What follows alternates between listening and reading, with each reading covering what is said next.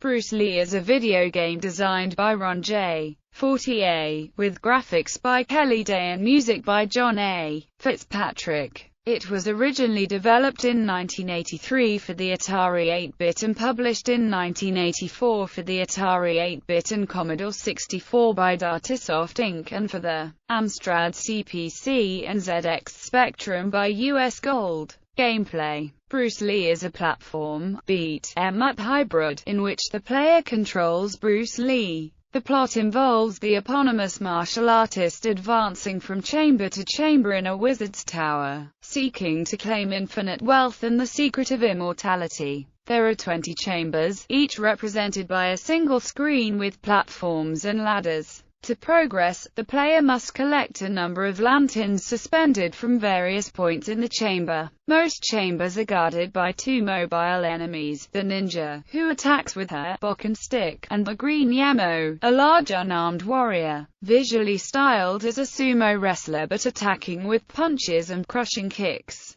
On platforms with sufficient graphics support, Yamo's skin is actually pictured as green, though in cover art he has a natural human skin tone. A multiplayer mode allows a second player to control Yamo, or to allow two players to alternately control Bruce. If the player playing Yamo is inactive for a certain time, the computer takes over. The ninja and Yamo are also vulnerable to the screen's dangers, but have infinite lives, so they always return, whereas Yamo is consistently identified as a single person. One version of the manual implies that each reappearance of the ninja is a new individual, replacing the previous one. Later chambers include more hazards such as mines and moving walls, as well as a comb-like surface that has an electric spark racing along it. Skillful walking, climbing, ducking and jumping are required to negotiate them. On the 20th screen, Lee finally faces the evil fire wizard.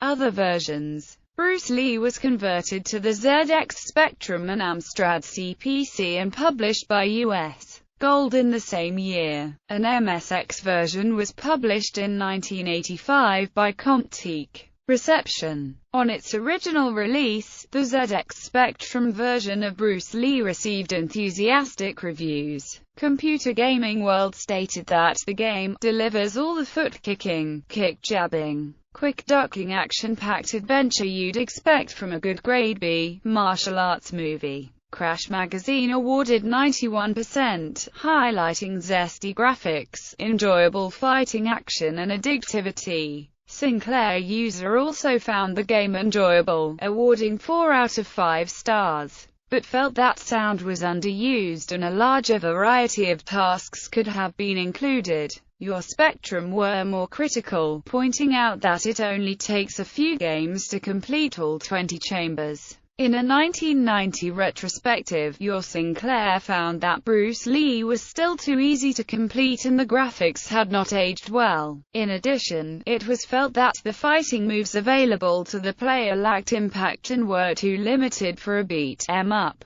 However, it was described as a historically important game of being the first to combine the platform, collection and beat-em-up genres. Home Computing Weekly praised the graphics and movement. The game was included on the 1986 compilation They Sold a Million To, along with Match Point, Match Day and Night Law.